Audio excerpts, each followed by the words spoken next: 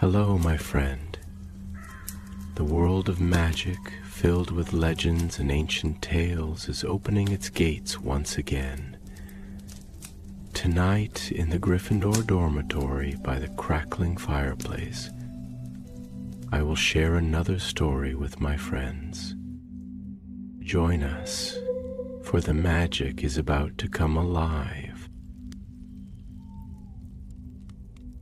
Autumn had come to Hogwarts, and with it came mist that clung to the castle walls like a living thing. The sky hung low and gray, and the air was sharp with the smell of rain and fallen leaves. The black lake shimmered dully beneath the clouds, and the giant squid moved lazily near the surface, stirring ripples that mirrored the shifting wind.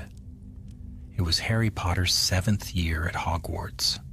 The war had ended months ago, and though peace had returned, its echo still lingered in the corridors, in whispers, in glances, in the hollow places where laughter used to live. The castle itself bore the marks of battle, cracks in stone, scorch marks on walls, and an uneasy silence that crept in after curfew. Life went on as it always did. Lessons resumed, Quidditch matches filled the air with cheers, and professors worked tirelessly to restore what had been lost. Yet there was something different in the air that term, something quiet, almost imperceptible. It began on a day of storm and lightning when a transfer student arrived at the castle. His name was Elias Vale. He came during supper, escorted by Professor McGonagall herself. The great hall had gone silent the moment the doors swung open. Rain dripped from the hem of his cloak as he stepped forward, a tall boy with black hair that fell into his eyes and a face pale as parchment. He spoke to no one, and his gaze seemed fixed somewhere far beyond the walls of the castle. McGonagall announced in her brisk, no-nonsense way that he would be joining Slytherin House, having transferred from Durmstrang Institute. A murmur swept through the students. Durmstrang was known for its harsh lessons and its fascination with the darker arts. Even the Slytherins regarded him with curious caution. As the Sorting Hat touched his head, it did not speak. It gave no song, no riddle, no hesitation. Only a whisper that no one heard but him. A breath of sound like a hiss through old stone. He took his seat at the Slytherin table, alone. From that night, strange things began to happen in the dungeons. First, it was noises, faint scratching at the walls, echoing footsteps where no one walked. Then came the flickers of green light, ghostly and cold, drifting across the corridors near the potions classroom. Filch swore he'd seen shadows moving in places shadows couldn't be. Even Professor Slughorn avoided his classroom after hours. Harry didn't pay much mind at first. He was busy with NUT studies, Quidditch practice, and endless questions from younger students who still looked to him for guidance. But Hermione noticed. She always noticed. She caught Harry and Ron outside the library one evening, clutching a stack of books thick with dust. "There's something wrong in the dungeons," she said quietly. "I checked the reports in the Daily Prophet. Durmstrang expelled a student last month, a boy accused of using cursed relics. His name was Elias Vale." Ron's eyes widened. "You mean that Elias Vale? The pale one who never eats with anyone?" Hermione nodded grimly. McGonagall must have taken him in under special permission. "But there's more. He was researching something about Salazar Slytherin, ancient enchantments beneath the castle." Harry frowned. "That doesn't sound like something Dumbledore would have allowed." "Dumbledore isn't here anymore," Hermione said softly. "And McGonagall's trying to rebuild. She'd rather not draw attention to another mystery. Not yet. They decided to keep an eye on Elias, though it wasn't easy. He spent most of his time in the library poring over books, written in foreign runes. When not there, he disappeared into the dungeons for hours at a time. Even the Slytherins avoided asking him questions. Then one evening, a scream echoed through the stone halls. It came from the lower dungeons, where the torches flickered blue and the air smelled of damp earth. When professors and prefects arrived, they found a cauldron shattered, the floor slick with potion, and a single shoe lying abandoned beside it. Its owner, a Hufflepuff named Megan Rivers, was nowhere to be found. By morning, rumors spread like wildfire. Some said she'd been snatched by ghosts. Others claimed Peeves had seen green fire swallowing her whole. No one mentioned Elias by name, but every whisper drifted toward him all the same. That night, Harry couldn't sleep. The rain beat against the window of Gryffindor Tower, and lightning flashed over the lake. He sat by the dying fire, turning his wand absently in his fingers. Hermione appeared, wearing her dressing gown, her expression tight. "I've been thinking," she said, "the Chamber of Secrets wasn't the only place Salazar Slytherin left behind. There are old references, scattered, half erased, about a vault." Ron groaned from the sofa. "Please tell me it's not another monster." "Not a monster," Hermione replied. "A curse, one that binds itself to bloodlines." Harry looked up sharply. "And you think Elias is part of it?" "I don't know," she admitted. "But whatever he's looking for in the dungeons, it's not knowledge. It's survival." A thunderclap rolled across the castle, shaking the window panes. Far below, deep in the stone corridors, where the torches sputtered, a faint green light flickered once more, as if answering her words. And somewhere in the dark, Elias Vale whispered in a language no one at Hogwarts had spoken for 1,000 years. The following days brought a chill that even the enchanted fires of the Great Hall could not chase away. Whispers followed Elias Vale wherever he went. Students turned their heads as he passed, some with fear, others with curiosity. He seemed not to notice or not to care. He moved like a shadow among them, silent, watchful, with the stillness of someone who had long ago learned to live apart from others. Harry, Hermione, and Ron met in secret to discuss what they had learned, though information was scarce. Professor McGonagall had forbidden students from wandering the lower levels, citing unstable enchantments caused by the castle's post-war reconstruction. But the three friends had faced worse dangers than forbidden corridors, and they had no intention of staying away. Late one night, beneath the watchful eyes of the portraits in Gryffindor Tower, they set out with wands lit and cloaks pulled tight. The castle was silent save for the creak of stone and the distant hoot of an owl. The torches along the dungeon staircase burned low, casting long, distorted shadows across the walls. "Blimey," Ron muttered as their footsteps echoed. "Every time we swear we're done with secret passages and dark hallways, we end up right back here." "Quiet," Hermione whispered. "Someone's down there." They reached the corridor outside the potions classroom, where the air was damp and heavy. A faint glow flickered at the far end.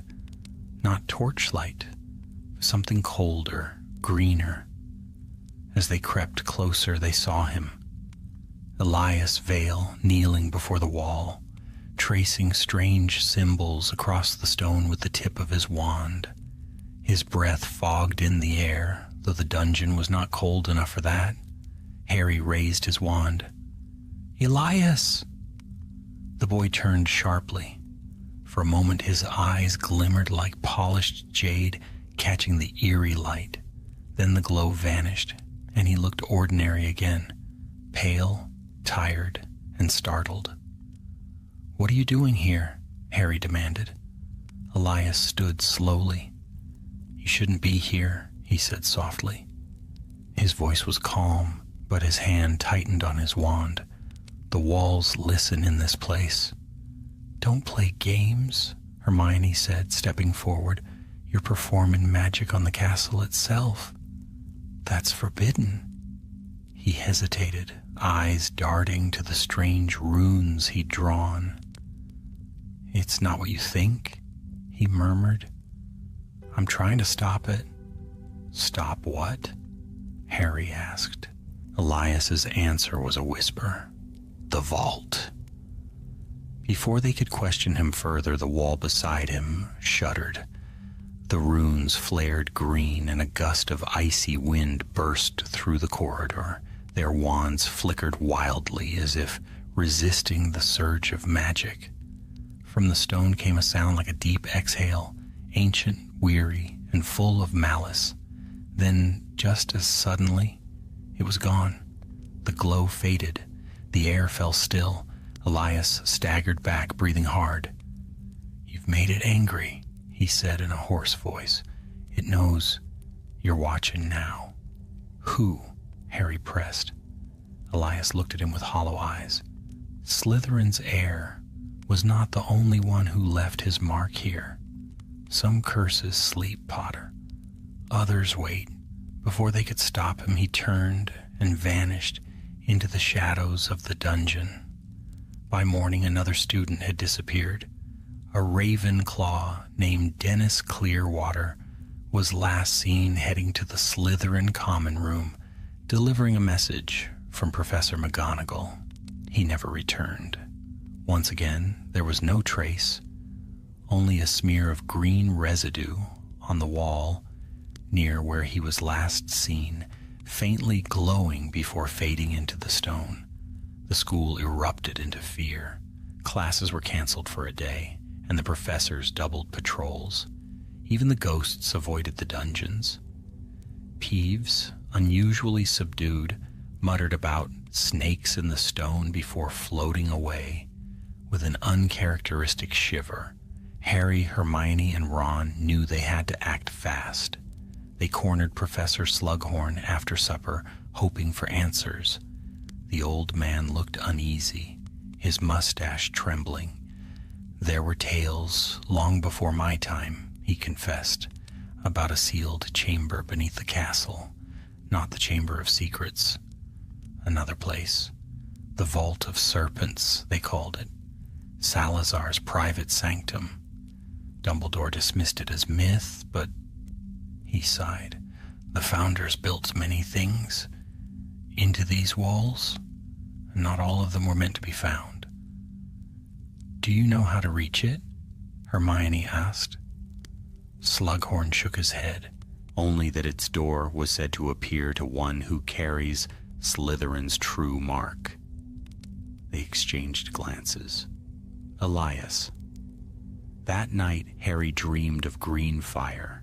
He was walking through the dungeons, alone, his footsteps echoing like the beating of a drum. The walls shimmered as if alive, covered in faintly glowing serpentine carvings. A voice called to him from the darkness, cold, ancient, and full of sorrow. "You cannot stop the blood that binds the stone." He woke with a start, heart racing, the dream already fading like mist. By dawn, he had made up his mind. "We need to find Elias," he said to Hermione and Ron as they sat in the empty great hall before breakfast. "If he's trying to stop whatever this is, he's our only chance." Hermione nodded grimly. "Then we go back down. Tonight." Ron groaned but didn't argue. That evening, the castle slept under a silver moon. They moved swiftly through the halls, invisibility cloak drawn tight, wands ready. The corridors seemed quieter than usual, as though the very air was holding its breath, They found Elias near the Slytherin entrance, crouched beside a section of floor covered in dust and cobwebs. He didn't startle this time when Harry lifted the cloak. "I knew you'd come," he said simply. "Tell us everything," Harry demanded. "Now." Elias hesitated, then nodded. "The Vault of Serpents is real. It was built by Salazar himself as a place to hide his most dangerous magic, a living curse bound to his bloodline. When he left Hogwarts, he sealed it away, but the seal weakens every few centuries. My family, we are what remains of that bloodline." Hermione's eyes widened. "You're a descendant of Slytherin?" "In name only," he said bitterly. "We carry his mark, the serpent's seal. It binds us to his curse. My father tried to break it, but it killed him. I came here to finish what he began, to seal the vault forever." Ron frowned. "And the disappearances?" Elias's face darkened. "The vault feeds. It draws on fear, on life. The missing students were taken by its shadow." A low rumble echoed through the floor, cutting him off. The torches flickered green. From the cracks between the stones seeped a faint mist that shimmered like poison. "It's waking," Elias whispered. "It knows we're close." The wall behind him split with a grinding sound, stone shifting aside to reveal a spiral staircase descending into darkness. A rush of cold air poured out, carrying with it the scent of age and earth. Without another word, Elias stepped forward, wand raised. Harry followed. Behind them, the wall sealed shut, leaving the castle above silent once more. Far away, the green fire that had haunted the dungeons burned brighter than ever, and somewhere deep below, a voice began to stir, ancient and hungry. The staircase wound downward into darkness so deep it seemed to swallow the light of their wands. The air grew colder with every step, damp and heavy with the scent of moss and stone.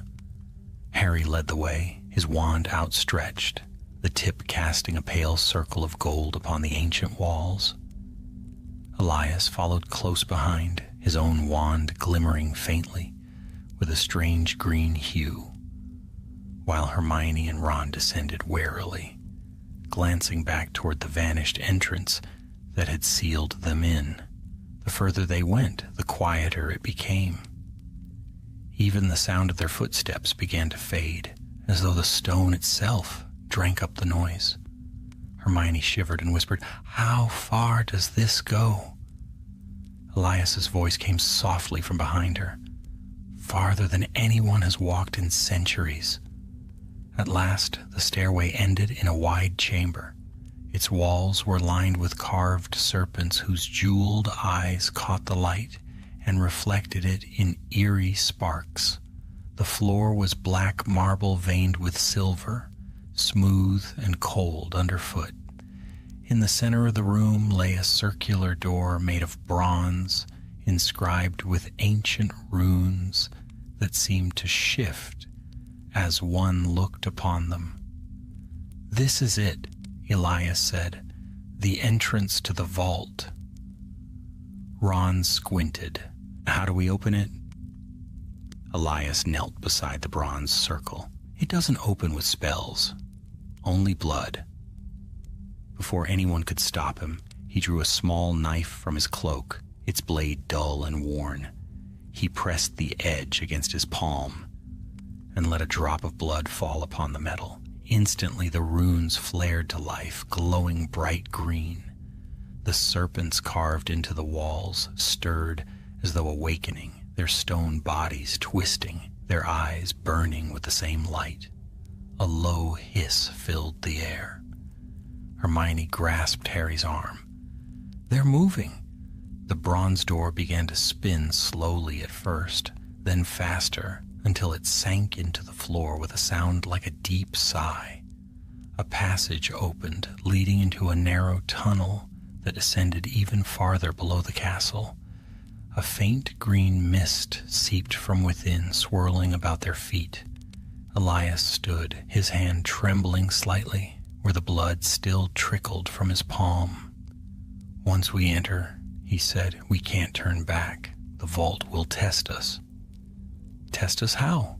Ron asked. Elias looked at him, his expression grim. "By fear?" Without waiting for a reply, he stepped into the tunnel.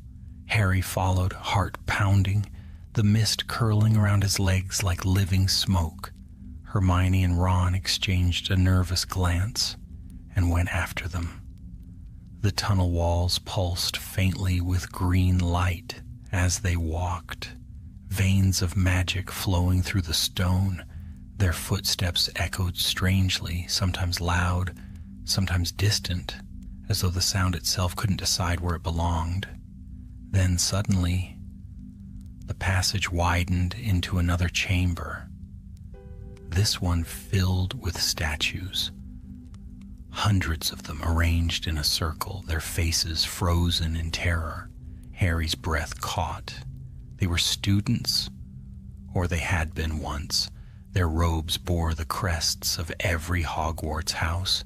Each statue was carved from the same black stone, each expression twisted in the same silent scream.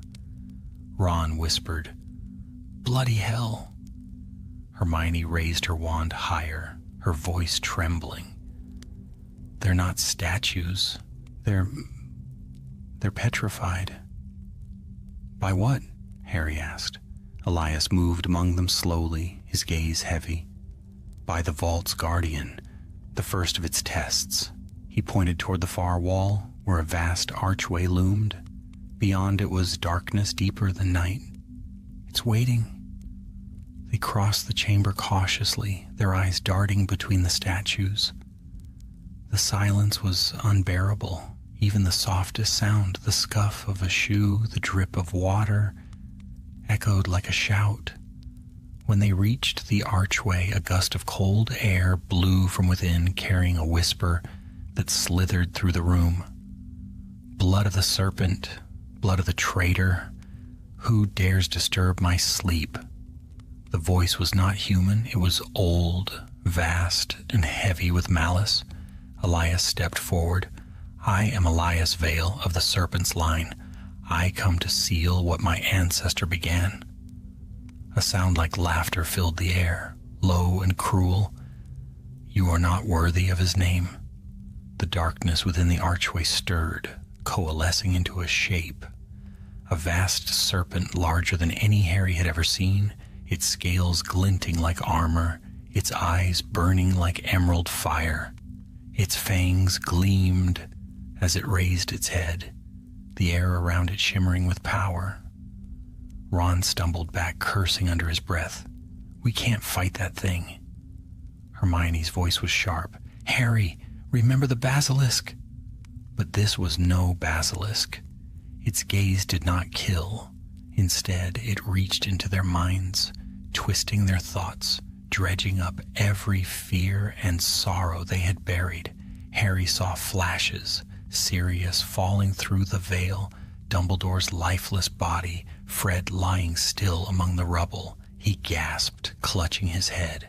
"Fight it!" Elias shouted. "It feeds on fear. Don't give it power."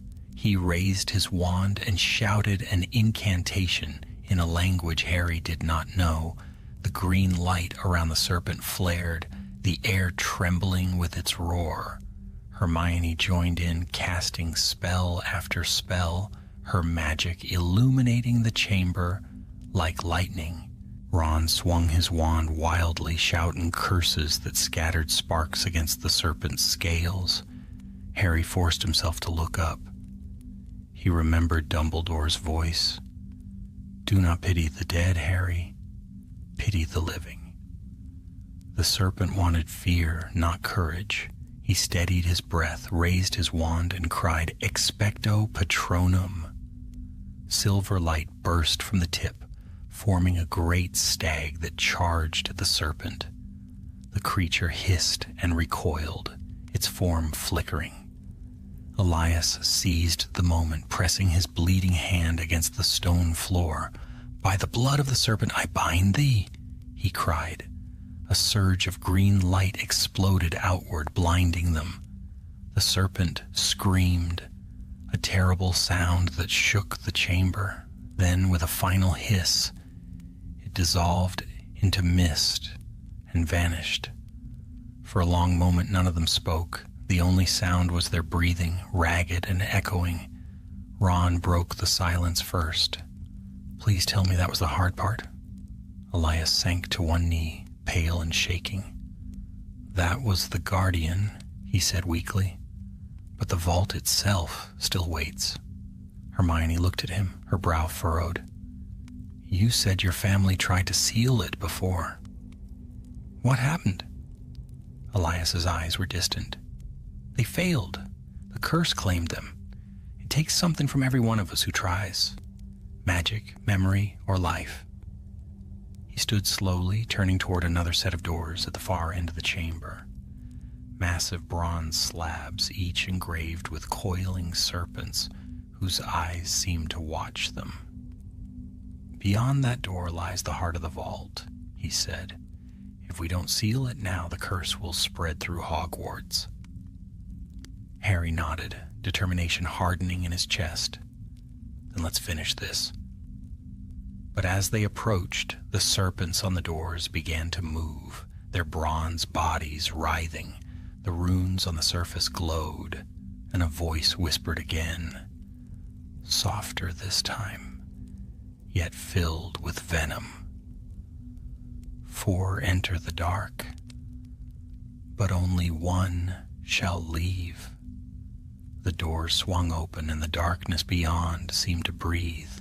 Without another word, they stepped inside, and the vault of serpents swallowed them whole. The darkness within the vault was alive. It pressed against them like a living shroud, thick and whispering, filled with voices that seemed to come from the stone itself. Their wand light was swallowed almost at once, reduced to trembling sparks in a sea of black. The air was heavy with the scent of dust and something ancient, something that had waited too long to be disturbed. Harry led the way, his wand trembling faintly in his hand. The floor beneath them was smooth, cold, and slightly damp. Now and again his foot struck against something hard, a bone, a shard of metal, or the fragments of shattered wands. Hermione stayed close behind him, her breath shallow, her wand flickering with anxious light. Ron muttered under his breath about why every secret chamber in Hogwarts had to be so blasted creepy. Elias, however, moved as one, walking through a memory. His eyes glimmered faintly, reflecting a light that did not belong to their wands. "This place," he said softly, "was built to contain what even Salazar feared." "Feared?" Hermione repeated, her voice echoing off unseen walls. "I thought Slytherin was afraid of nothing." Elias gave a faint, humorless smile. "He was afraid of what he could not control. The curse that runs through his bloodline, the power of the serpent's tongue. He bound it here within the vault so it would never return to his heirs." Harry glanced at him sharply. "And yet it's waking." Elias nodded. "Because my father tried to unbind it. He wanted to wield it, not seal it.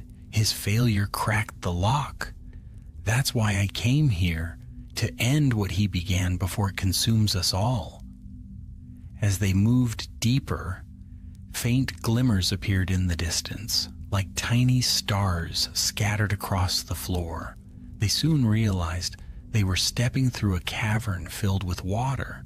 The surface mirrored the faint glow of their wands, reflecting their faces in eerie distortion. At the far end of the chamber stood a vast stone altar, carved in the shape of a serpent coiled around a crystal orb. The orb pulsed faintly as though breathing. Hermione whispered, "It's beautiful." and terrifying. Elias approached the altar slowly, his steps hesitant. "That," he said, "is the heart of the vault. It holds the curse's essence. To seal it, I must release what remains of my family's bond to it." Ron frowned. "Meaning what exactly?" Elias hesitated. "Meaning I must give it the last of my blood." Before any of them could respond, the water at their feet rippled violently. A cold wind swept through the cavern, extinguishing Ron's wand light. The serpent on the altar stirred, its stone body cracking apart to reveal something alive beneath. It uncoiled slowly, eyes blazing like molten emeralds, fangs gleaming as it hissed, a sound that pierced their minds. "You cannot bind what was born of me," the voice rasped, echoing through the vault. "My blood flows through yours, Elias Vale. You are mine." The serpent lunged. Harry shouted, "Protego!" and a shimmering shield burst to life just in time. The creature's fangs struck the barrier, sparks flying as it recoiled. Hermione fired a spell, Stupefy, but the bolt of red light vanished into the serpent's body as though swallowed whole. "It's drawing from the curse," she cried. "Magic won't stop it." Elias stood before the altar, his face pale, sweat beading on his brow. "Then I must finish the seal before it takes form completely." The serpent's massive tail lashed through the air, striking the floor and sending shock waves through the cavern. Ron was thrown back, crashing into the shallow water with a shout. Harry ran forward, slashing his wand through the air. "Expulso!" The explosion struck the serpent's side, scattering shards of stone, but the creature only roared louder. Hermione grabbed Elias's arm. "What do you need to do?" He met her eyes, his voice low and urgent. "The seal must be closed with two powers, the blood of the serpent and the will of the chosen, one who belongs to Hogwarts, not to my bloodline." Hermione's gaze flicked to Harry at once. Elias nodded grimly. "Potter must cast the binding. He bears the mark of courage as I bear the mark of the curse." Harry turned, chest heaving. "Tell me what to do." Elias thrust his wand toward the orb. "When I open the seal, the vault will try to fight back. You must speak the words, Claudere perfidem, and pour your magic into the bond. Do not stop until the light fades." Without waiting, Elias sliced his palm again, pressing his bloodied hand against the serpent-shaped altar. The orb flared violently, blinding green light flooding the cavern. The serpent screamed, a sound like 1,000 hissing voices, and surged toward him. Harry lifted his wand, shouting the incantation, Claudere perfidem. The words struck the air like thunder. A beam of gold light shot from Harry's wand, meeting the green glow of the orb. The two colors clashed, weaving together in a storm of magic so fierce that the water rose into waves around them. Hermione shielded her eyes. Ron clutched his arm, wincing in pain, and Elias cried out as the light burned against his skin. The serpent thrashed, its form tearing apart, fragments of stone and shadow flying. It lunged toward Elias, but Harry pushed harder, forcing every ounce of his magic into the spell. His wand trembled violently, his arms shaking, yet he refused to stop. The vault screamed around them, walls cracking, water boiling, torches exploding one by one. Then suddenly, there was silence. The green light dimmed. The serpent froze mid-strike, its body turning to stone once more before crumbling into dust. The orb upon the altar flickered once, twice, then shattered into 1,000 shards that melted into the floor. The air grew still. Harry fell to his knees, his chest burning. Hermione ran to him at once while Ron stumbled forward coughing. Elias stood before the altar, his face pale as marble, his hand still bleeding freely. His eyes glowed faintly green before the light in them faded. "It's done," he whispered. "The vault is sealed." But even as he spoke, the ground shuddered. Cracks split the floor, and the water began to drain away through them with a terrible roar. The walls groaned, shedding dust and stone. "The vault is collapsing," Hermione shouted. "We need to get out." They turned toward the tunnel, but Elias didn't move. He was staring at his hand, where the blood had begun to darken into a mark, the shape of a coiled serpent. "No," he said softly, "it isn't finished. The curse needed a vessel. It chose me." "Elias!" Harry grabbed his arm, but the boy only smiled, a weary, sorrowful smile. "You sealed it, Harry. That was your task. Mine was to stay." The mark on his palm flared bright, and green fire began to rise from his body, curling like smoke. Hermione screamed his name, but Elias stepped back toward the altar. "Tell them the vault will never wake again." The chamber shook violently, and the fire consumed him in a flash of emerald light. Then the air rushed outward, knocking them off their feet. When the light faded, Elias was gone. Only the echo of his last words lingered in the silence. They fled up the tunnel, the ground trembling beneath them. Behind them, the great bronze doors slammed shut with a thunderous boom, sealing the vault forever. When they emerged into the upper dungeons, gasping for air, the torches were burning normally again. The castle was still. Hermione sank against the wall, tears glistening on her cheeks. Ron sat heavily beside her, staring at the floor. Harry stood for a long moment, listening to the distant hum of the castle, the slow, steady heartbeat of Hogwarts itself. Somewhere deep below, in the sealed dark, a faint green glow flickered once more before fading into silence. Morning broke over Hogwarts with a veil of mist that clung to the towers and turrets like forgotten dreams. The castle stood quiet, as if holding its breath after what had transpired beneath it.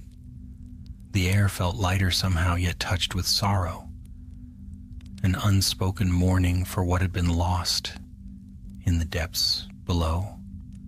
No one but Harry, Hermione, and Ron knew what had happened in the Vault of Serpents. To the rest of the school, the strange noises had ceased, the green fire had vanished, and peace seemed to have returned at last. Yet peace at Hogwarts was never simple. Harry stood by the window of the common room, watching the fog roll across the forbidden forest. Dawn spilled over the horizon in bands of silver and pale gold, touching the black lake until it gleamed like glass. But his reflection in the window looked weary, older than his years. He had faced darkness before, fought battles against evil that sought to consume the world, yet this felt different.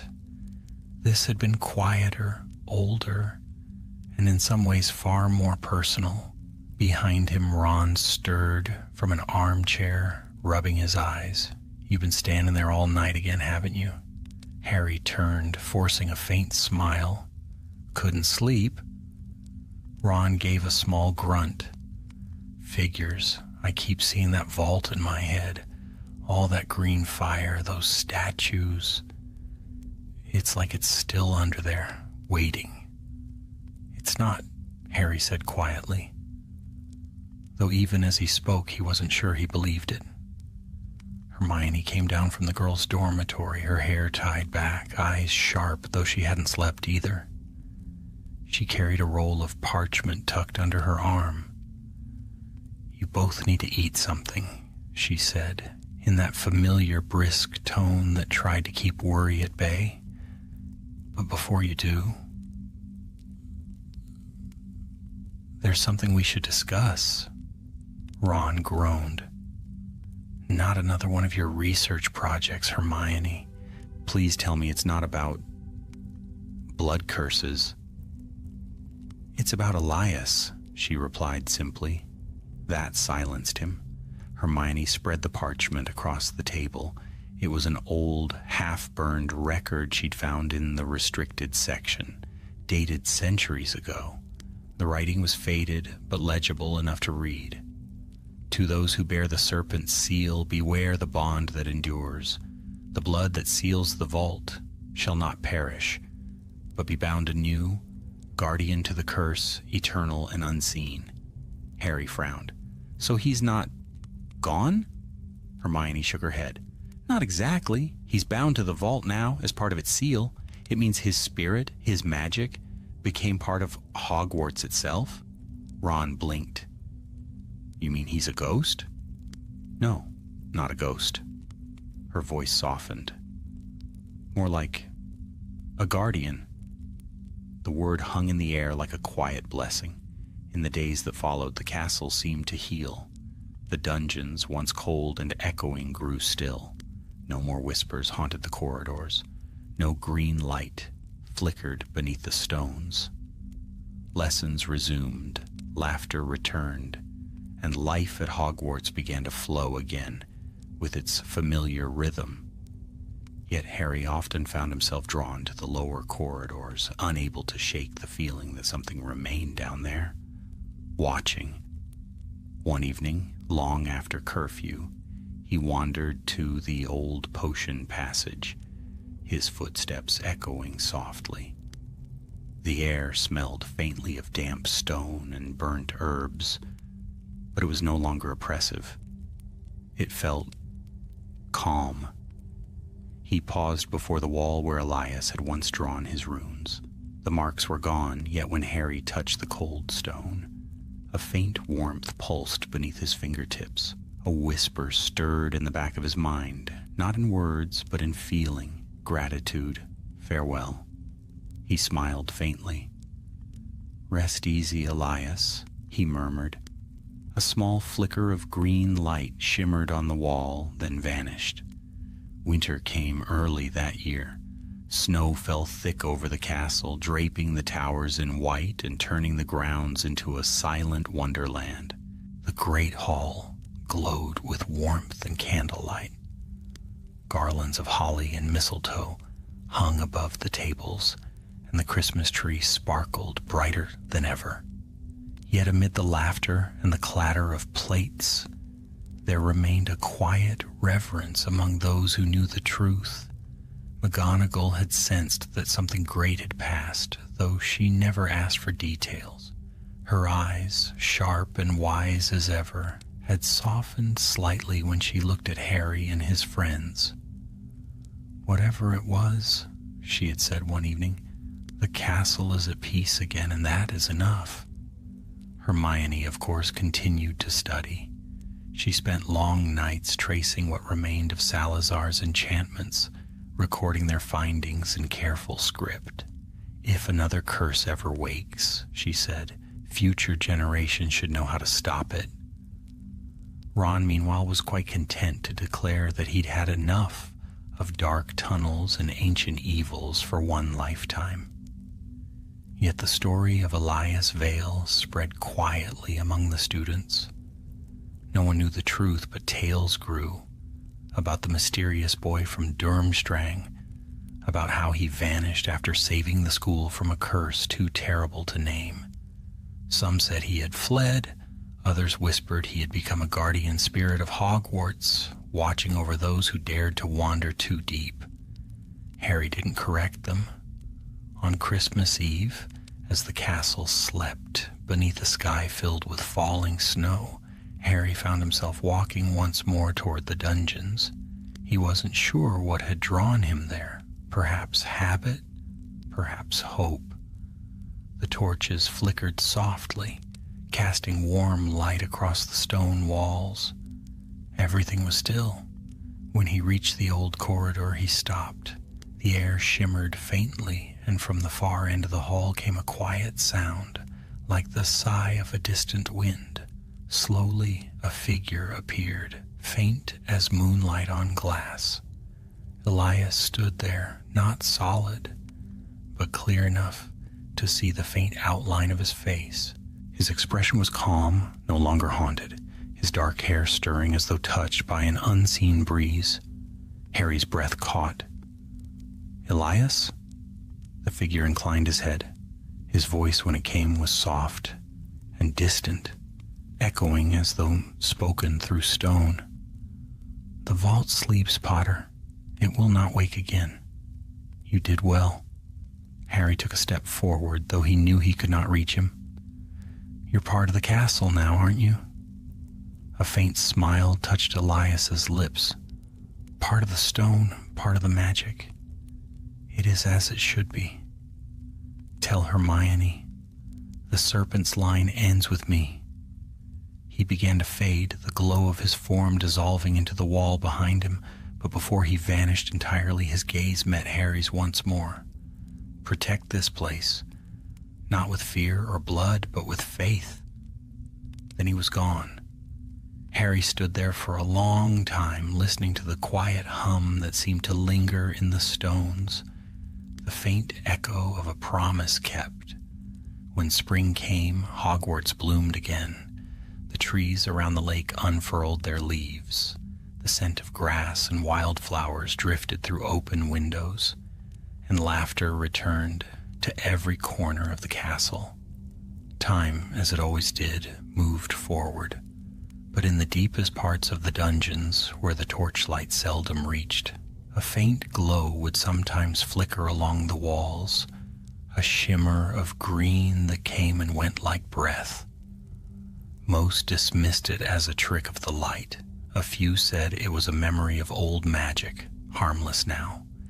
Yet the castle itself seemed to know better, and if one listened closely in those silent, hidden places beneath Hogwarts, one might almost hear it, the whisper of a boy's voice, calm and eternal. The serpent sleeps. The school endures. So the legend of the student of the dungeon was born, not as a tale of darkness, but of sacrifice and redemption. For though the world above would forget his name, Hogwarts remembered. The stones remembered, and in the heart of the ancient castle, where shadow met light, the legacy of Elias Vale lived on. Years passed, and Hogwarts, ageless as it seemed, moved on with the grace of time itself. Students came and went, seasons rolled across its spires like drifting clouds, and laughter once more filled its ancient halls. The memory of the strange happenings in the dungeons faded into rumor, then into legend. Professors spoke of the Green Year only in whispers, and most dismissed it as an exaggerated ghost story. But the castle remembered, the stone never forgot.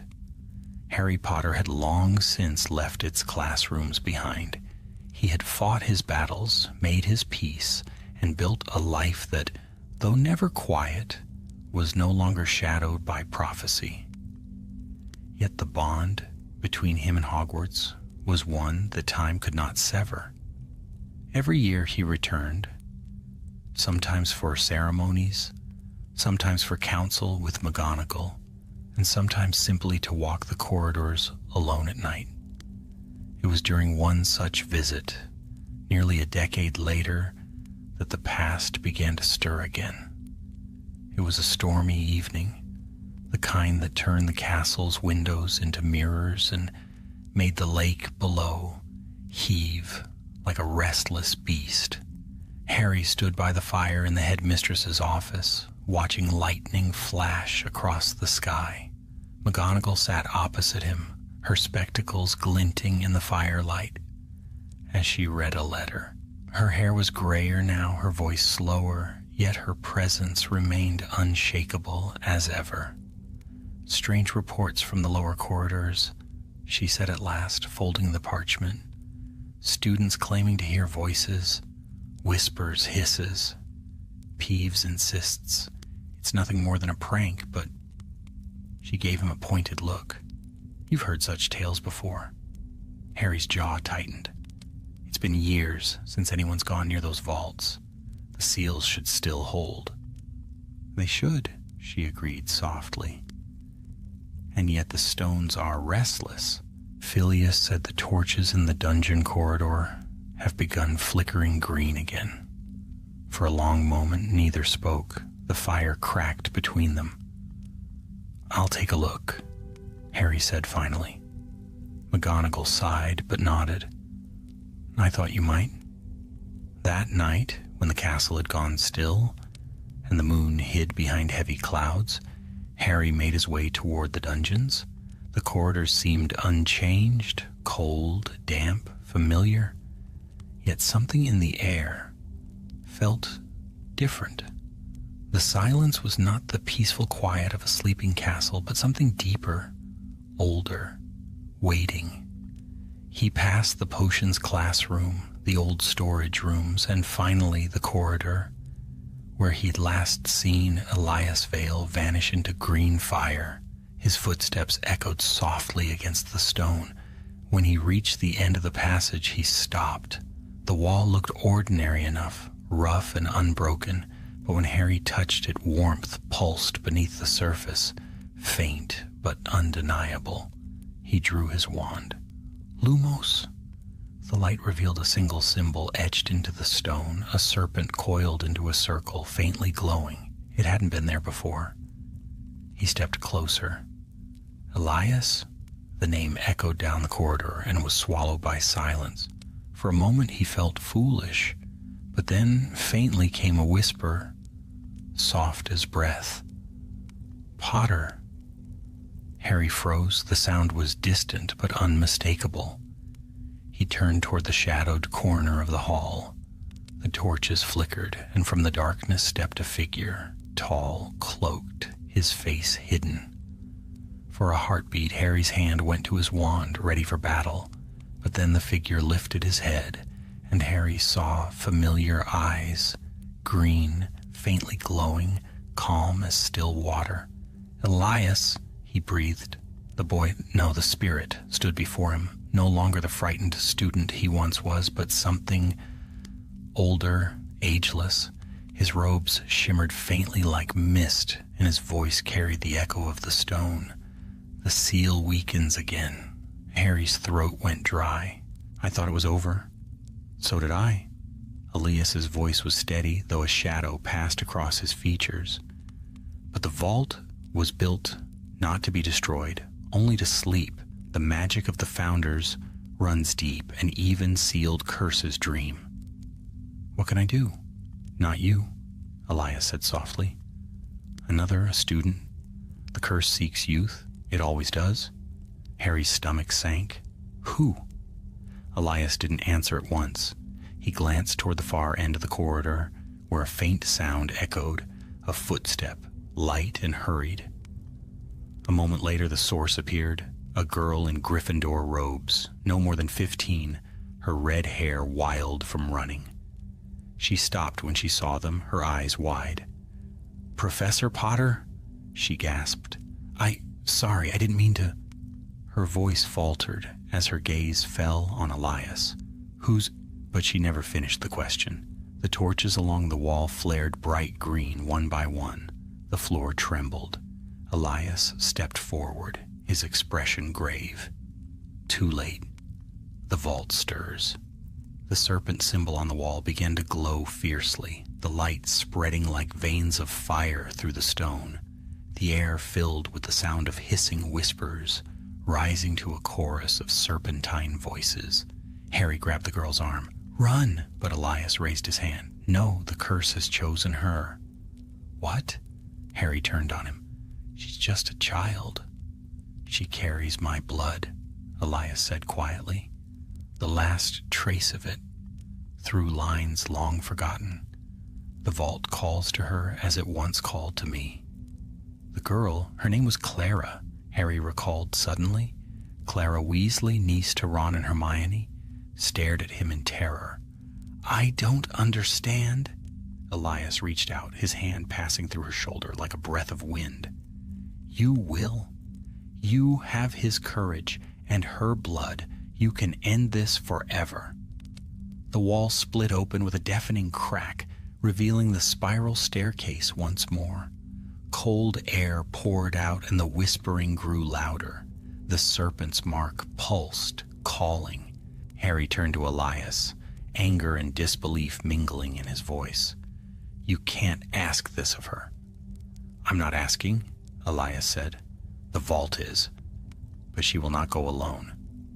His eyes glowed brighter, and for a moment Harry saw something vast behind him, shadows of serpents carved in green light, circling like ghosts. I will guide her. This time the vault ends with me and with her courage. The walls shook again. The air stung with magic. Harry turned to Clara, gripping her shoulders. You don't have to do this. But the girl's expression had changed. Though fear trembled in her eyes, there was resolve too, the same he'd once seen in Ginny when she'd faced the Chamber of Secrets, the same that had burned in Hermione's gaze during the darkest days of war. If it ends this curse, she said, then I will. Before Harry could stop her, she stepped toward the staircase. Elias followed, his form glowing like starlight. The green light flared, the doorway shuddered, and then, as suddenly as it had opened, it sealed again, leaving Harry alone in the silence of the dungeon. He stood there for a long time, his wand light trembling in the darkness.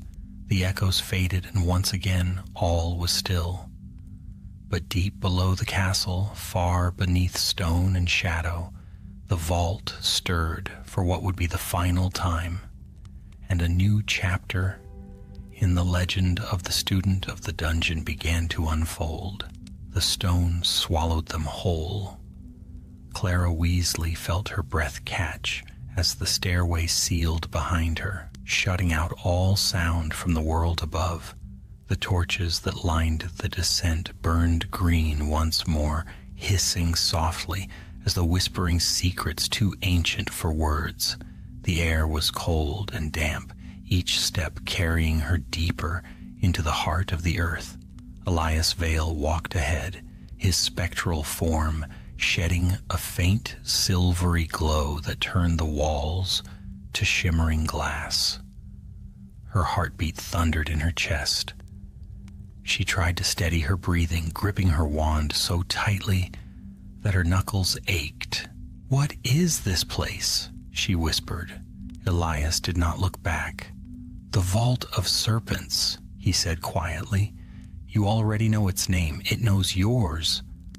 The stairs ended at a great stone platform, suspended above a black abyss.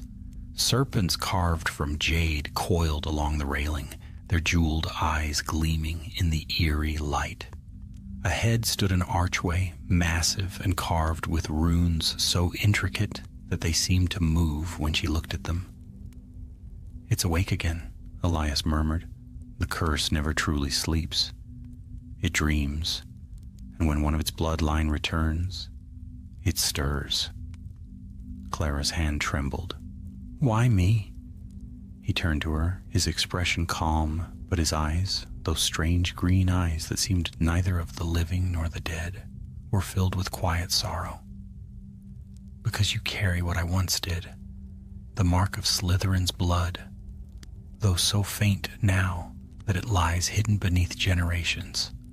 It called to you because it remembers what you are. I'm not one of them, she said fiercely. I'm a Gryffindor. Something almost like a smile flickered at his lips. As was I before the vault took me. Her eyes widened. But house means nothing down here, he interrupted softly. Blood does. The archway shuddered and a low hum filled the chamber. The runes blazed green, flooding the air with light. A voice hissed from the darkness beyond, low, ancient, and full of disdain. The serpent's blood returns, bound with flame and foolish courage. Come, child, let us see what remains of Salazar's line. Clara flinched at the sound, but Elias stood firm. "Stay behind me," he said. "It cannot harm you unless you let it." They stepped through the archway. The world beyond was a vast cavern, its ceiling lost to shadow. The ground was a mirror of obsidian, reflecting every flicker of light like still water. At its center lay a pool of liquid green fire, swirling with shapes that moved within. Faces, perhaps, or memories long dead. Around the pool stood statues, men and women in robes, their faces hidden beneath hoods. Some clutched wands, others tomes. They looked as though they had been carved mid-motion, frozen in a moment of horror. Clara's breath came fast. "Are they—" Elias nodded grimly. "The ones who came before, those who sought to master what cannot be mastered." Then, from within the green fire, a shape began to rise. It was vast, serpentine, its body woven from shadow and flame. Eyes opened, 2 emerald orbs, burning like stars. Its voice filled the cavern like thunder wrapped in silk. "Elias Vale, the faithless heir, you return though your soul is bound to my chains. Do you bring me another offering?" "I bring an end," Elias said. The serpent's laughter rolled through the air, shaking the floor. "End? There is no end to what was born of me. The curse is life eternal. It feeds upon the blood, the fear, the will of those who think themselves pure." Clara stepped forward before she realized she was doing it. Her fear burned into something hotter, defiance. "You're nothing but a shadow," she said. "You're not life. You're rot, pretending to live." The serpent's gaze fell upon her, and the air grew heavy. "Brave words, child of mixed blood. You think courage will save you?" She lifted her wand. It saved him. At that, Elias turned to her sharply, and for a moment the serpent paused, its great head tilting. "You speak of the boy who lived?" it hissed. "The one who defied death and won. Foolish blood. Do you think his courage lies in you?" Clara's heart pounded, but she raised her wand higher. "I don't know, but I'll use whatever I have to stop you." Elias's gaze softened. "Then you are ready." The serpent roared, and the fire erupted upward, filling the chamber with heat and light. The statues began to move, their stone limbs cracking, their faces breaking open to reveal hollow eyes. They stepped forward, silent as the dead, forming a circle around the pool. Elias turned to Clara. "You must not let them touch you. Their touch drains life. What do we do?" He lifted his wand, which blazed green like emerald flame. "We end it together." The statues lunged. Clara ducked beneath one's grasp, sending a stunner spell across its chest. It shattered like glass, but 3 more replaced it. She turned, parried another strike, and sent sparks flying. Beside her, Elias moved like a phantom, every flick of his wand sending waves of green light through the air. Yet the serpent's laughter grew louder, shaking the ground beneath them. "You cannot destroy what you are bound to," Clara cried out, as one of the statues seized her arm, its grip freezing cold. The strength drained from her, her vision swimming. But before the darkness could take her, Elias stepped between them, driving his wand through the statue's chest. It exploded into shards. He grasped her shoulder. "Listen to me. The vault draws from the fear in your heart. You must let it go." "How?" she gasped. "By believing in something stronger." The serpent's coils surged around them, and the green fire began to rise higher, reaching for the ceiling. Elias raised his hand, and the air shimmered. Now Clara cast the seal. She understood. Somewhere deep within her memory, tales her Aunt Hermione had told her, lessons of courage and choice, came the words she needed. She lifted her wand, the heat of the fire searing her skin, and shouted with all her strength, "Claudere per fidem." Light exploded from her wand, golden this time, pure and bright. It struck the serpent full in the chest. The creature screamed, the sound piercing every corner of the vault. Elias joined her, his voice echoing hers, their spells intertwining, gold and green merging into a single blinding brilliance. The serpent thrashed, its form unraveling, its body turning to shards of shadow. "You think you can destroy me? You carry my blood?" Clara's voice trembled, but she did not waver. "Then I'll use it to bury you." The light grew until it filled her vision entirely. The heat vanished, replaced by stillness. The serpent's voice broke into 1,000 whispers, then silence. When the light faded, the fire was gone. The statues had turned to dust. The pool lay still and dark, no longer glowing. Elias stood beside her, whole again, though faint and fading. His eyes, for the first time, held peace. "It's done," he said softly. "You have broken the curse." Clara lowered her wand, shaking. "What happens now?" He smiled faintly. "Now Hogwarts sleeps in peace, and I can finally rest." His form began to dissolve, light scattering into the air like fireflies.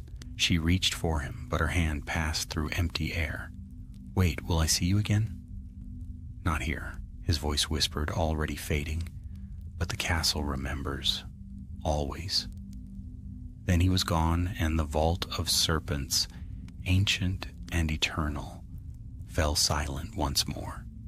Far above, in the quiet halls of Hogwarts, Harry Potter awoke with a start, feeling the faint echo of a warmth he could not name. And deep in the dungeons, the last trace of green light flickered once, then was gone forever. The sun rose over the towers of Hogwarts, pale and cold after the long night. A soft mist curled around the castle, weaving through the courtyards and across the black lake like a shroud slowly lifting. The air carried a silence unlike any other, a silence that felt like relief. Harry Potter stood on the viaduct bridge, watching dawn spread its light across the water. The reflections of the mountains trembled in the lake's surface, and the first rays of gold brushed against the ancient stones of the school he had always called home. His breath clouded faintly in the morning air, though the chill didn't touch him. He could still feel something else instead. Something old and powerful and finished.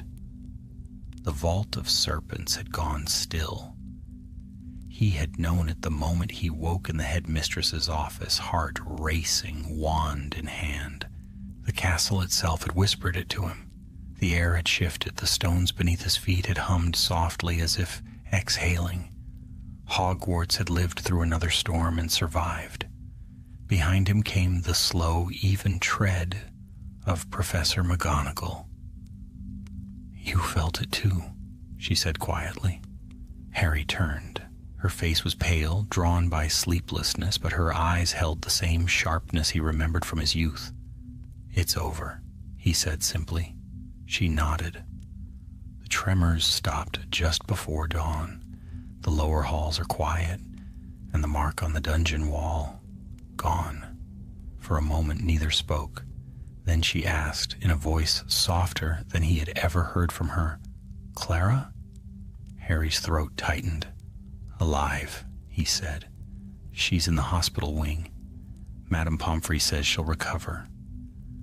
McGonagall exhaled slowly, the faintest trace of emotion breaking through her composed exterior.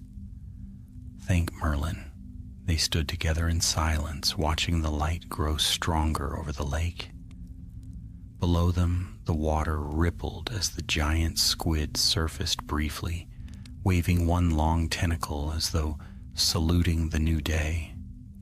After a time, McGonagall spoke again. "You were right to come when you did, Harry. The castle seems determined to draw you back whenever trouble stirs." Harry smiled faintly. "Hogwarts has a way of finding me." "Yes," she said, her gaze drifting toward the distant towers, "and perhaps it always will." Later that morning, Harry walked through the corridors he had once known so well. Students hurried past him, whispering and laughing, their robes fluttering behind them. None of them knew how close their school had come once more to waking in ancient terror. And perhaps it was better that way. Hogwarts kept its secrets, and not all were meant to be told. He passed the great hall, where the enchanted ceiling showed the pale light of morning, and paused for a moment to watch the young faces at breakfast. Somewhere among them he saw his own children, James, Albus, Lily, all chatting, laughing, utterly unaware. He smiled, feeling that rare, precious warmth of pride and peace. But even as he turned to leave, a flicker of movement caught his eye at the far end of the hall. For the briefest instant, he saw someone standing there, a tall figure with dark hair and eyes like polished emerald. Elias Vale. Harry blinked and the figure was gone. He stood still for a moment, then smiled faintly. "Goodbye, Elias," he murmured and walked on. In the hospital wing, Clara Weasley slept beneath white sheets, the morning sun spilling across her face. Her wand lay on the bedside table beside a single green shard of crystal, one of the last remnants of the shattered vault. It pulsed faintly as though breathing. Madame Pomfrey had said she'd wake soon. Until then, Hermione sat by her side, a book open on her lap but unread. Her husband stood beside her, his freckled face pale and drawn. "Did McGonagall say what happened?" Ron asked quietly. Hermione shook her head. "Only that Clara and Harry found the source of the disturbance. The rest?" She didn't explain. Ron frowned. "That's not exactly comforting." "She'll tell us in time," Hermione said, though her eyes never left their niece. "And Harry will too. He always does, eventually." Ron sighed and reached for Hermione's hand. "She's brave, you know, like Ginny. Maybe too much like her." Hermione's lips curved in a soft smile. "It runs in the family." A faint sound broke the quiet, the rustle of fabric. Clara stirred. Her eyes fluttered open, bright and bewildered. For a moment she stared at the ceiling as though unsure where she was. Then her gaze found them. "Aunt Hermione," she whispered. "Uncle Ron." Hermione leaned forward at once, relief flooding her face. "You're safe, love. You're at Hogwarts." Clara blinked slowly, then sat up with effort. "It's over, isn't it? The serpent's gone?" "Yes," Hermione said softly. "It's gone." But Clara shook her head slightly. "Not gone. Resting." Her gaze turned toward the window, where the morning light danced on the stone. "He said the castle remembers." Hermione exchanged a glance with Ron, but neither spoke. That evening, when the castle lay bathed in gold from the setting sun, Harry returned to the dungeons one last time. The air was quiet and clean, the torches burning with steady flame. Where the serpent's mark had once glowed, there was nothing now but smooth stone. Yet as he stood there, he heard it.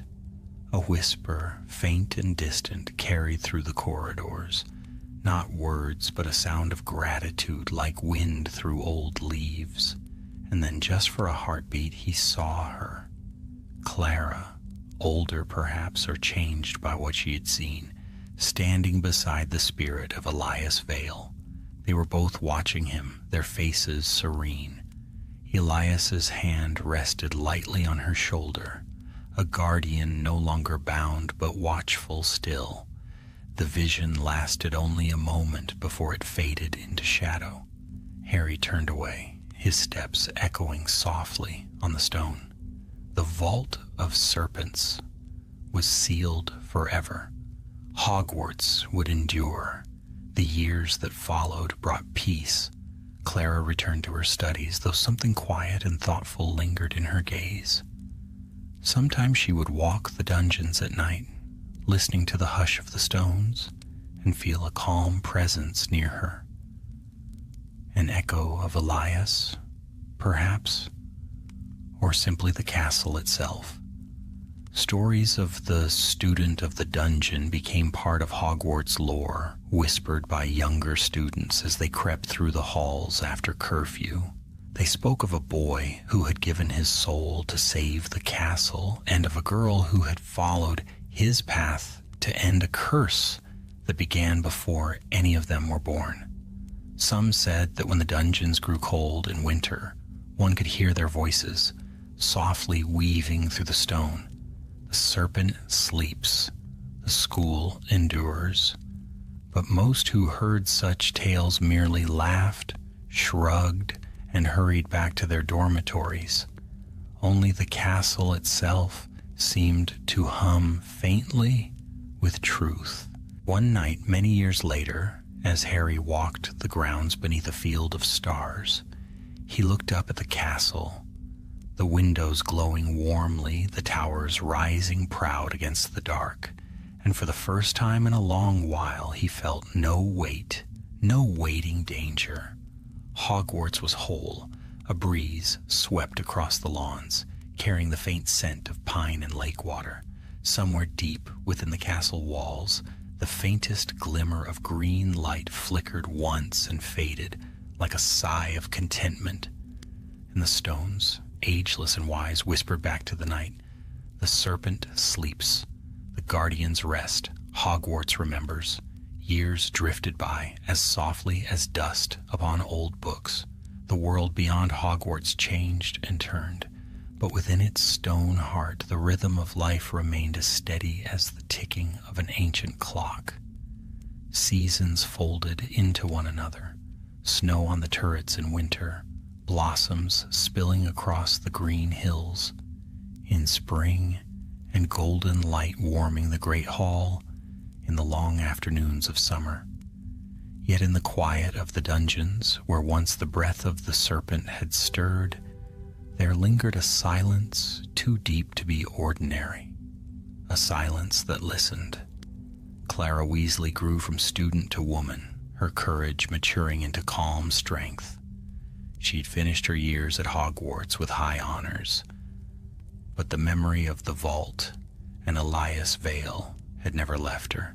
Sometimes, when she dreamed, she found herself walking through tunnels of flickering green light, hearing a voice she knew could not return. Yet when she woke, there was no fear, only a sense of kinship, of unfinished guardianship. After leaving the school, Clara trained as an Auror, her uncle Harry her mentor in the field. The work was dangerous, relentless, but she took to it with quiet resolve. Still, she never stopped returning to Hogwarts when she could. "It calls to me," she once said, smiling faintly, "like home does." Harry understood. Hogwarts had always called to those who belonged to it. It was on one such visit, 10 years after the sealing of the vault, that the castle whispered again. The summer air was heavy with rain when Clara crossed the stone bridge toward the castle gates. The sky was a deep bruise of cloud, thunder murmuring in the distance. Lightning flashed faintly beyond the mountains, and for a moment the lake gleamed like silver glass. She quickened her pace, drawing her cloak tighter around her shoulders. It was late. The students had gone home for the holidays, and only a few professors remained. The castle loomed dark and magnificent, its towers rising into the storm. Inside, the corridors were silent save for the low crackle of torchlight. She was heading toward the headmistress's office when she heard it. A faint hiss, not loud enough to startle, but unmistakable to her trained ear. She stopped. The sound came from below, the dungeons. For a heartbeat, she stood still, the memory of green fire flickering behind her eyes. Then, with wand in hand, she turned and descended the nearest staircase. The deeper she went, the cooler the air became until her breath began to mist. The torches along the walls burned lower here, their flames faintly tinted with green. It was the same corridor where she'd followed Elias Vale years ago, the same stone walls that had once swallowed the light. Only now something had changed. A thin line of light, silver not green, ran along the floor like a crack in the stone. Clara crouched beside it, tracing her wand along the line. It wasn't light at all, but liquid, thin as a thread, flowing slowly toward the far wall. It vanished beneath a slab of carved rock that bore the faint outline of a serpent. "Not again," she whispered. The serpent's eyes gleamed faintly as if waking from sleep. The air stirred. Clara rose, wand ready. "Show yourself," she said, voice steady despite the chill in her chest. For a moment there was no reply. Then a figure stepped forward from the far shadows, translucent, his robes stirring though no wind blew. Elias Vale. He looked unchanged, tall, solemn, eyes glowing faintly with the same otherworldly green. But there was something different in his face, weariness perhaps, or sorrow. "Clara," he said, his voice like the whisper of distant stone, "you should not be here." She stared, her heart pounding. "You said it was over." "It was," he murmured, "for a time. But the vault is not a single place. It is a route, one of many. When it was sealed, part of it sank deeper into the castle. Another has awakened." Clara took a slow breath. "Then we seal it again." He looked at her with a strange, almost human ache. "It is not yours to seal this time. It is mine to end." Before she could reply, the wall behind him shuddered. The serpent's shape split apart, revealing a crack from which spilled a dim silver light. A faint hum filled the corridor, the sound of something ancient stirring once more. Elias stepped back toward it. "It seeks release, a shadow of what it once was. I will draw it back." "No," she said sharply, moving toward him. "Not alone. We can do this together." He looked at her with quiet finality. "You have done your part, Clara. The curse no longer binds your blood. It binds mine alone. That is why I remained." The silver light flared suddenly, bathing them both in its glow. Through the rift came a whisper, a woman's voice this time, faint and mournful. "Elias." He froze. The sound seemed to pierce through his form, pulling at him. His expression changed. Fear and longing mingled. "My mother," he breathed. The voice came again, clearer now. "The blood cannot sleep, my son. You are its vessel." Clara reached out, grabbing his wrist. Her hand passed through his ghostly arm, but the contact sent a chill through her. "Elias, listen to me.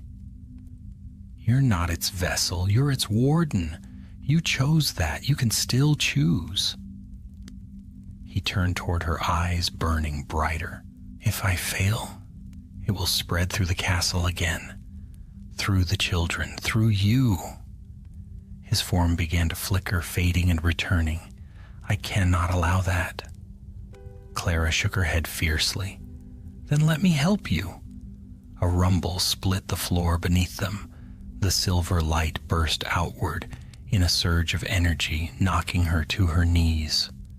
The air filled with the scent of ozone and cold iron. When she looked up, Elias stood within the rift, light pouring through him as though he were made of glass. The serpent's image on the wall began to crumble. He looked back once, his expression calm, now resolved. The vault is not evil, Clara. It is memory, and memory must be carried by someone. I will carry it. Elias, don't, she cried, reaching toward him. He smiled faintly, the same sorrowful, peaceful smile she'd seen when he vanished before. Tell Harry that Hogwarts is safe again. Then, with a sound like wind rushing through 1,000 corridors, the light swallowed him whole. The rift closed. The hum faded. Clara fell forward, catching herself against the floor. The serpent's carving was gone, the stone unbroken once more. Only the faintest warmth lingered where the crack had been. She knelt there for a long while, breathing hard, staring at the silent wall. At last, she whispered, "Thank you." When she emerged from the dungeons, dawn was breaking again over the mountains. The storm had passed. The air was clear and still, the castle aglow with soft morning light. She stood at the window of the entrance hall, watching the sun climb over the lake. The reflection of Hogwarts stretched across the water, tall and golden, eternal. Behind her, a faint sound brushed the air. Footsteps, soft and slow. She turned, but no one was there. Only the whisper of moving air, like a sigh through the old stones. The castle was quiet once more, and far below, deep in the foundations where light could never reach, a single shimmer of silver burned for an instant, then faded into the ancient dark. Autumn returned to Hogwarts, and with it the low whisper of wind that slipped through the cracks of its age-old stones. The leaves in the Forbidden Forest turned crimson and gold, fluttering down to rest upon the dark soil, where centaurs watched the skies in silence. The great lake mirrored the season's fire, reflecting towers that reached into the mists of morning. And though the castle thrummed with life, students laughing, owls gliding through the rafters, those who listened closely could still feel it, the heartbeat of the castle itself, slow and deep, older than memory. It had been 3 years since the night Clara Weasley saw Elias Vale for the last time. 3 years since silver light had sealed the final breach in the vault's buried roots. To most, those events were already fading into myth, yet Clara knew better. Hogwarts never truly forgot. The stones remembered, the shadows remembered, and sometimes when the wind passed through the dungeons, she thought she could hear a voice beneath its breath, a calm whisper that said, "It is safe now." She'd returned again, this time not as a student or auror, but as a visiting lecturer. McGonagall, now elderly and white-haired, had retired to the Highlands, leaving the school in the capable hands of Professor Neville Longbottom. He had sent her an owl the summer before, its message written in his careful hand. Strange disturbances near the old potions corridor. Nothing dangerous, only odd dreams among the students. I thought of you. Clara had smiled when she read it. Hogwarts always called her back when something stirred. The night she arrived, the castle was alive with its familiar magic. Floating candles lighting the great hall, laughter spilling from the tables, the smell of roast pumpkin filling the air. Yet beneath it all, Clara sensed something waiting. It was faint, subtle, like a tremor beneath the surface of calm water. After supper, she walked the corridors alone. The portraits nodded as she passed, their whispers trailing behind her. Peeves gave a respectful bow, rare for him, and vanished through a wall without mischief. The ghosts, too, seemed to sense her purpose.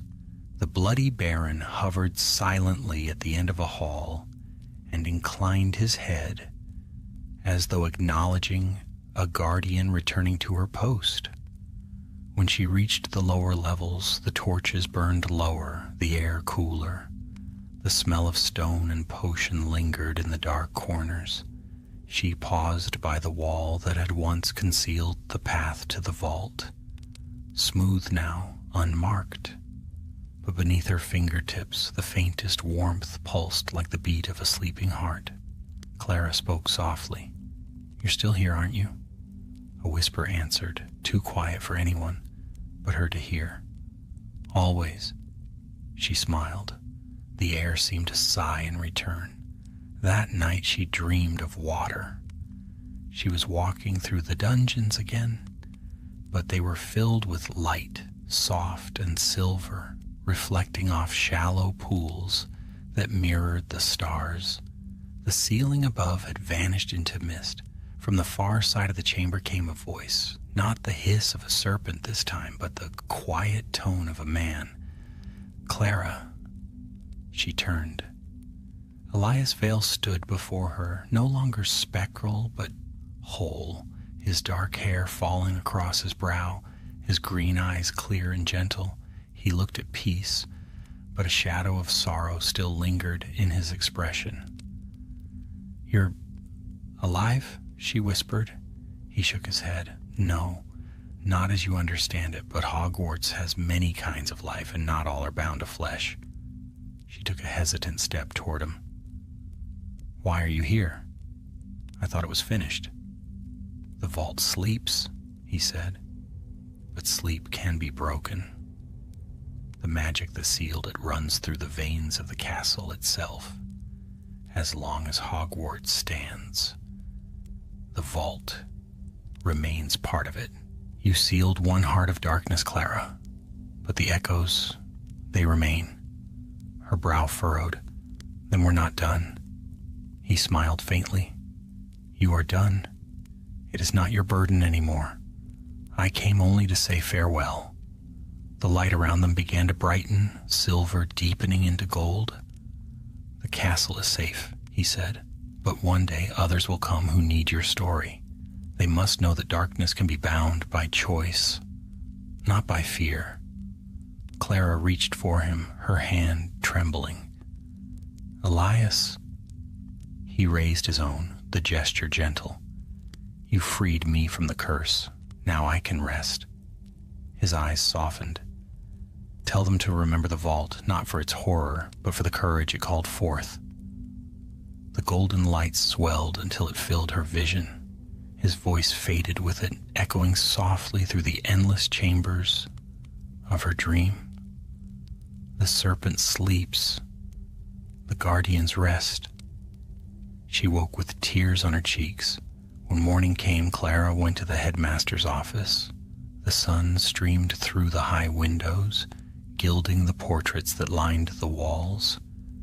Neville looked up from a stack of parchment, his face warm with the same steady kindness he'd always had. "Couldn't sleep, could you?" he said with a knowing smile. "Not much," she admitted. He gestured for her to sit. "The students' dreams have stopped. Whatever it was, it seems to have passed."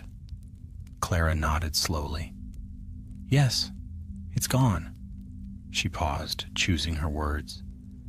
"Do you ever think Hogwarts keeps its own ghosts? Ones we'll never quite understand?" Neville chuckled softly. "Oh, I'm sure it does. But I think that's what makes it home, doesn't it? We all leave something of ourselves behind here." She smiled faintly. "Yes, I suppose we do." That evening, as the sun dipped behind the mountains, Clara walked one last time to the shore of the Black Lake. The surface gleamed bronze beneath the fading light. Ripples spread from where the giant squid's tentacle broke the water, and far out across the lake, the reflection of Hogwarts shimmered. Towers, windows, and the faint trace of stars. The castle looked timeless, untouchable. She knelt by the edge and drew her wand, tracing a circle on the water's surface. Ripples expanded, catching the dying sun. For the guardians, she murmured, for those who kept the dark from rising. For a moment, nothing happened. Then across the water, a soft light flickered. Green at first, then silver, then gold. It glided across the surface like the glow of a lantern, slow and graceful. She smiled through the tears that welled in her eyes. "Goodbye, Elias," she whispered. The light pulsed once like a heartbeat, then sank beneath the water. The lake grew still again. That night, long after she'd gone to bed, the castle whispered. Through its towers and corridors, through the walls that had seen 1,000 years of laughter and sorrow, a soft voice passed like wind through leaves. The serpent sleeps. The castle endures. And somewhere deep beneath the foundations, in the place where the vault of serpents had once burned, a faint glow stirred, neither green nor gold, but white, pure as moonlight. It did not rise or fall. It simply remained steady and patient, like the soul of Hogwarts itself. When the dawn came, the sky above the castle blushed rose and silver. The bells tolled softly across the grounds, waking the students for another day of lessons, laughter, and magic. The world turned, and Hogwarts, ancient, eternal, kept its quiet vigil, guarded still by those who had loved it enough to give themselves to its keeping. The night was calm above the ancient towers of Hogwarts. 1,000 stars burned in the heavens, their light mirrored in the still waters of the Black Lake. The castle stood bathed in silver, its windows glowing faintly against the darkness. From the distant forest came the low call of a centaur horn, answered by the sighing wind that moved through the high battlements. Time itself seemed to hold its breath. Years had passed since Clara Weasley last walked those echoing halls. Her name was now known across the wizarding world, not only as an Auror, but as a chronicler of forgotten magic. She had written little of her experiences beneath Hogwarts. Some things she knew were not meant to be written in ink, but remembered in silence. Yet every year when autumn came and the leaves began to turn, she returned for one night to the castle that had once tested her courage and claimed a piece of her heart. Now, older and wiser, she stood once more on the stone bridge that overlooked the moonlit lake. The air was cold, and her cloak fluttered softly about her boots. She gazed toward the dungeons, though they were hidden deep beneath her feet, and felt the faintest hum, a gentle, living pulse, like the echo of a heartbeat far below the earth. Hogwarts was alive, as it always had been. Behind her, footsteps sounded on the flagstones. She turned, and there, approaching slowly with his wand raised for light, came Harry Potter. His hair had silvered at the temples, but his eyes were still bright, still searching, as though even after all these years, he could not help but look for mysteries in the shadows. "You always find your way down here," Clara said, smiling. He returned the smile, faint but warm. "So do you. The castle seems quieter tonight." "It's been quiet for a long time," she said, "but not empty." Harry joined her at the railing, gazing out across the lake. "McGonagall used to say Hogwarts breathes," he said softly, "that when you've lived long enough within these walls, you can feel it, the rhythm of its life." Clara nodded. She was right. I feel it still. For a while they stood in silence, listening to the wind and the faint rustle of leaves from the forest beyond. The world was changing around them. New generations of witches and wizards filled the dormitories. New laughter rang through the halls, yet the castle endured unchanged. At length, Harry said quietly, "Sometimes I wonder if it remembers all of us, Not just our names or our deeds, but the parts of ourselves we left behind. The fear, the hope, the things we never spoke aloud. Clara's gaze drifted upward to the stars. It remembers, she said. Elias once told me the castle carries the memories of those who serve it. Every spell cast here, every act of bravery, every choice made in darkness, it all becomes part of its heart. That's why it endures. It's not built only of stone, but of those who loved it enough to protect it. Harry's expression softened at her words. He told you that? Yes, she said, her voice barely above a whisper. The night he left for good. He said Hogwarts would never forget, even when we do. The lake shimmered as a gentle breeze stirred its surface. For a moment, Harry thought he saw a faint glimmer beneath the water, silver light, pulsing like breath. Then it was gone. He said nothing.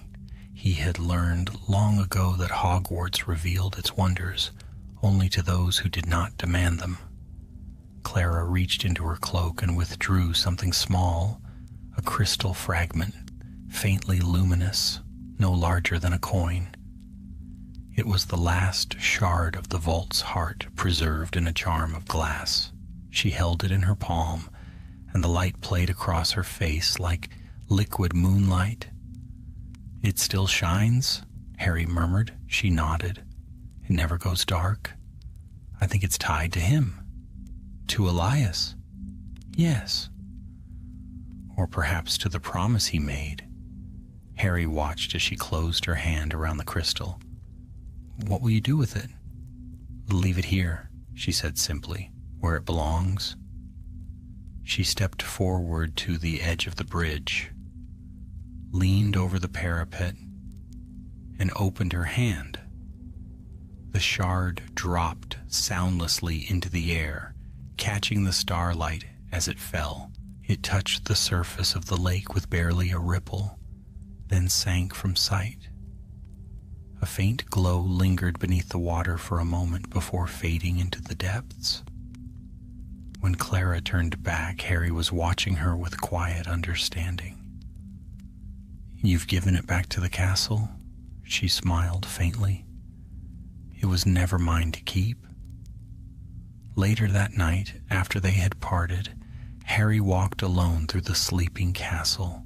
His steps echoed through the corridors like whispers of time. The portraits along the walls nodded as he passed, their painted eyes filled with an old, knowing kindness.